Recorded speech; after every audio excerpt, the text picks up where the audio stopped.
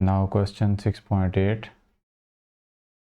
A 50 kilogram man moved 25 steps up in 20 seconds. Find the power if each step is 16 metre high.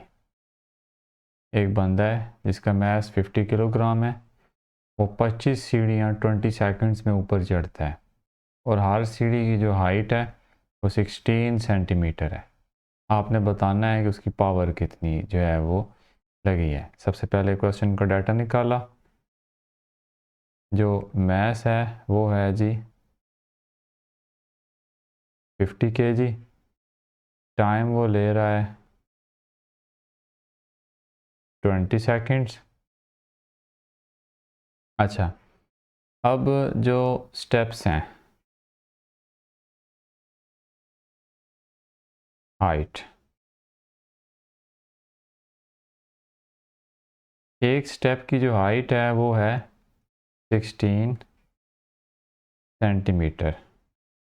ठीक है, अब 1 centimetre के अंदर जो है 100 सेंटीमीटर हो तो 1 मीटर बनता है। मैं मीटर्स में कन्वर्ट करूँगा तो सेंटीमीटर छोटा यूनिट है, मीटर बड़ा यूनिट है। छोटे यूनिट से बड़े यूनिट में जाएं तो हम डिवाइड करते हैं। जब डिवाइड किया तो डेसिमल पॉइंट 2 नंबर पीछे आ गया, 0.16 मीटर। ये अब एक सीढ़ी का जो है वो डिस्टेंस है। अगर जनरल हाइट लेनी है तो उसके लिए हम क्या करेंगे कि 25 स्टेप्स जो हैं वो टोटल हैं, 25 को मल्टीप्लाई कर देंगे एक स्टेप की हाइट से जो कि है 0.16। वाया कैलकुलेटर इसको मल्टीप्लाई किया तो मेरे पास आंसर आ गया है जी 4 मीटर। ठीक है, अब जो जो इसकी पावर है वो हमने कैलकुलेट करनी है। ठीक है, अब ये चूँकि ज़मीन से ऊपर की तरफ जा रहा है, मतलब ये हाइट की तरफ जा रहा है, तो इसका जो वर्क होगा वो सारे का सारा इसकी पोटेंशियल एनर्जी के बराबर होगा। ठीक है, ये समझने वाली चीज़ है कि यहाँ पे जो वर्क है ये चूँकि ज़मीन से हाइट की तरफ जा रहा है तो इसका जितना भी जो वर्क होगा, जितना भी ये वर्क करेगा, ये ग्रेविटेशनल फोर्स के अगेंस्ट करेगा और ऊपर जाते हुए वो सारे का सारा जो वर्क है वो पोटेंशियल एनर्जी के बराबर होगा। तो पावर का जनरल फार्मूला है power P is equal to W by T। ठीक है, अब वर्क है इसका पोटेंशियल एनर्जी के बराबर, तो पोटेंशियल एनर्जी किसके इक्वल होती है mgh के बाय टी। अब mgh में m है जी 50 किलोग्राम, g की कीमत यहाँ पे नहीं लिखी, एक दफ़ा नोट कर देता हूँ, 10 मीटर पर सेकंड स्क्वायर, यहाँ पे 10 आ गया। हाइट है जी, अल्लाह आपको भला करे, 4 metre.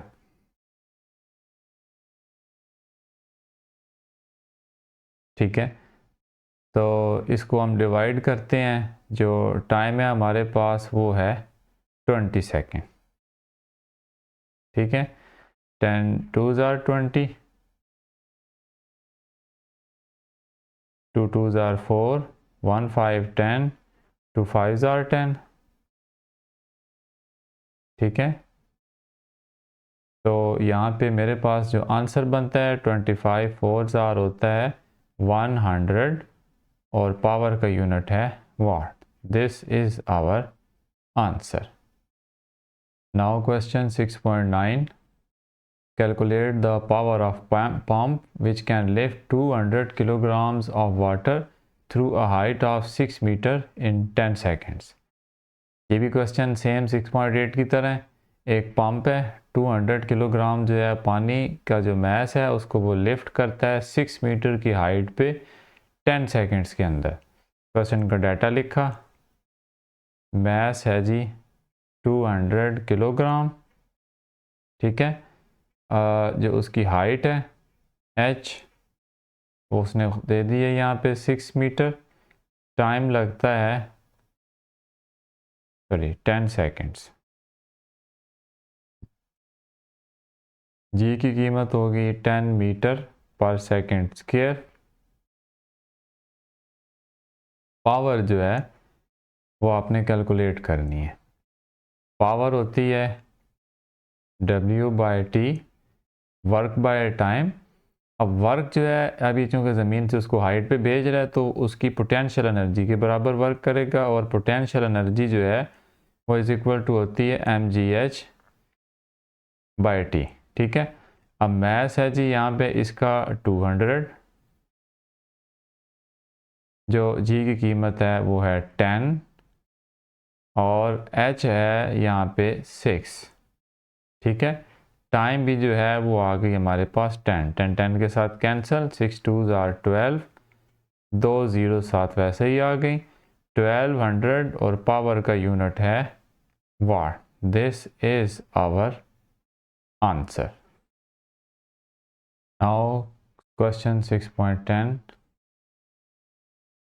an electric motor of 1 horsepower is used to run water pump. The water pump takes 10 minutes to fill an overhead tank. The tank has the capacity of 800 liters and height of 15 meter.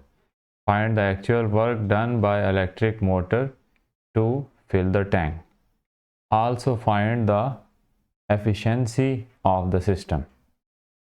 एक electric motor है जो 1 horse power की है, वो पानी ऊपर पहुंचाने के लिए इस्तेमाल की जाती है। 10 मिनट्स के अंदर वो टैंक को फिल कर देती है, और टैंक की जो कैपेसिटी है वो 800 लीटर्स की है, और जो हाइट है वो 15 मीटर है। सबसे पहले कैलकुलेट करना है कि जो इलेक्ट्रिक मोटर है उसने एक्चुअल कितना वर्क किया है उस टैंक को फिल करने के लिए, और उसकी जो एफिशिएंसी है वो भी बतानी है। तो इस क्वेश्चन को सॉल्व करने के लिए सबसे पहले हम क्वेश्चन का डाटा लिखेंगे।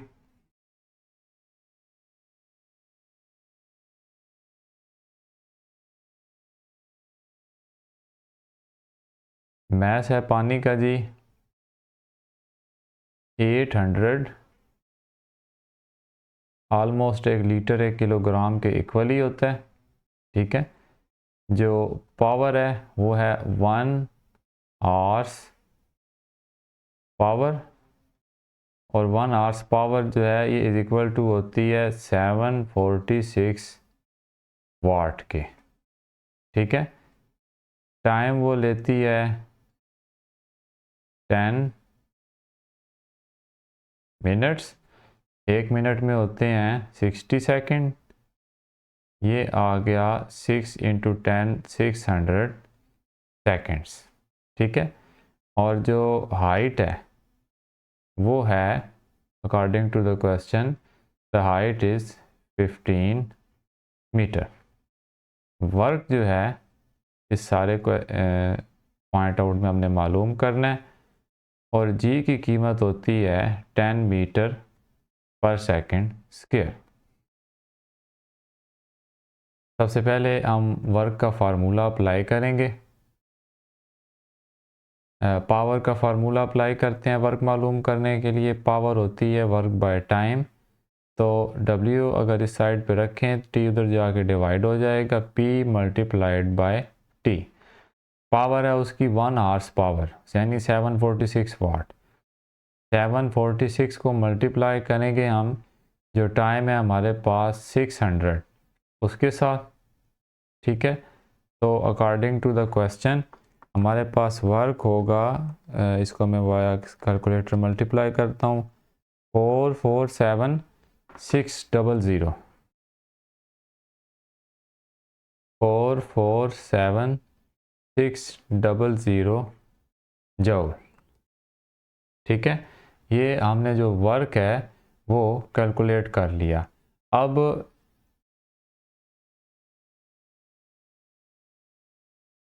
एक्चुअली यानी ये जो हमने वर्क कैलकुलेट किया, ये हमने जो हमारे पास जो क्वेश्चन का डाटा है उससे कैलकुलेट किया है। एक्चुअल उस मशीन को कितना वर्क करना पड़ेगा,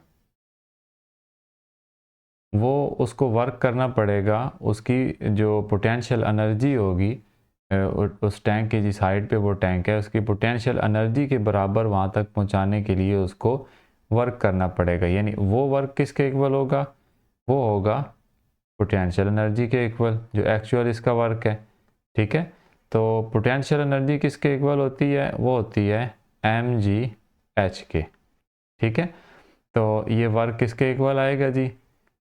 इसकी जो मास है वो है 800, जी की कीमत है 10 और हाइट है हमारे पास जी 15।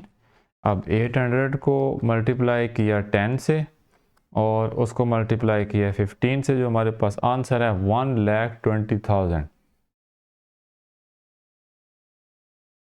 1,20,000 जूल। ठीक है, इतनी जो हमारे पास या आम अल्फाज में जो इनपुट है उसकी जो वैल्यू है, ये वाला जो वर्क है ये इनपुट के लिए किया जाता है। ठीक है, और जो ऊपर जो पानी है उसकी जो पोटेंशियल एनर्जी है जो टैंक के अंदर है वो ये होती है। ठीक है, यानी इतनी पोटेंशियल एनर्जी उस पानी के अंदर मौजूद होती है, अगर उसे कोई काम लेना हो तो वो कोई काम लिया जा सकता है। अब एफिशिएंसी हमने कैलकुलेट करनी है।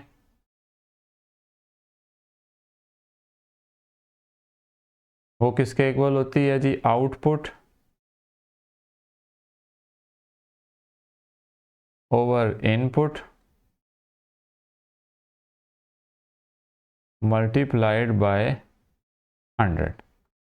यानी कि जो हमारे पास इनपुट आउटपुट है वो है 1,20,000 डिवाइडेड बाय हमारे पास जो इनपुट है वो है 447,600 मल्टीप्लाइड बाय 100। ठीक है, जो अब एफिशिएंसी है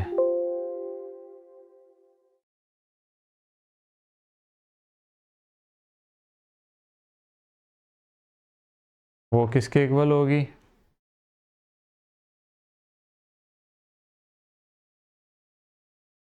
1,20,000 डिवाइडेड बाय 447,600। जो आंसर आया इसको 100 से मल्टीप्लाई किया 26.80%। ठीक है, and this is our final answer. ये भी हमारा आंसर है। इसके साथ ही जो चैप्टर नंबर 6 है इसके न्यूमेरिकल्स का इख्तिताम हुआ। उम्मीद है आप लोगों के कंसेप्ट अच्छी तरह क्लियर हुए होंगे। आप लोगों को क्वेश्चंस की नो हो हाउ आई होगी, क्वेश्चंस की समझ आई होगी। अगर किसी का कोई सवाल हो तो वो कमेंट सेक्शन में पूछ सकता है, मैं पूरी कोशिश करूँगा उसका जवाब दे दूँ। लेकिन अगर किसी का कॉन्सेप्ट क्लियर ना हुआ तो मैं उसके लिए अगर नई वीडियो भी बनानी पड़ी तो बना दूँगा। अब मुझे इजाज़त दें इस बात पे कि आप